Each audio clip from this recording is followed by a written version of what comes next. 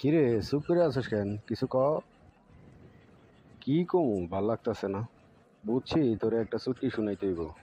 আচ্ছা, তাহলে শোনা, শুনি একটু। এক পোলায় বাপের চাইতে বেশি বুঝে।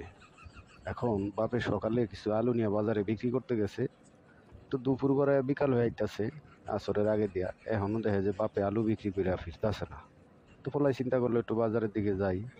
যায় দেখে বাপে আলু নিয়ে বিছায় বইসা রইছে, 1 কেজিও বিক্রি হইতাছে না।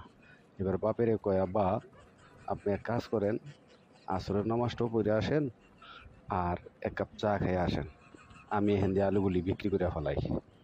আরে এটা বেশি বুঝার কি আছে, এটা তো ভালো কাম করতেছে বলে। আর দূর বেটা, আগে হুন। এবার বাপে গেছে গা, পোলায় আলু বিক্রি করা শুরু করছে। কাস্টমার এসে জিগায়, আলু কত করে ভাই? কয় 8 টাকা, 8 টাকা কেজি, 8 টাকা কেজি। ওমা, বেচতে বেচতে সব আলু বিক্রি করে ফেলাইছে। কিছুক্ষণ পর বাপে আসরের নামাজ পড়া চাটা খাইয়া কইতাছে, ওমা কিরে, পোলাই দিয়ে আলু সব বিক্রি করে ফেলাইছে। আরে পোলাই তো ভালো কাম করছে, আসলেই তো ভালো কাম করছে ভাইয়া। আগে হই না লো।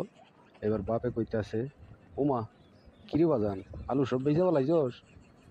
তো পোলাই কইতাছে, হ সব বেচা ফেলাইছি। যাক, ভালো করছস বাজান। তো কয় টাকা করে বেচছস? কয় 8 টাকা। কয় হাই হাই, কস কি? আলু তো আমার 12 টাকা কিনা রে। হাই হাই হাই হাই, তুই কামটা করছস কি? তো বাপে অনেকক্ষণ চিন্তা কইরা কইতাছে, আহা পোলাই তো কাজটা ভালো করলো না। তাই আচ্ছা যাক গা, তো যা বেচছস বেচছস, তেন টাকাগুলি দে। ওমা, টাকা লওয়ার সময় পাইলাম কই?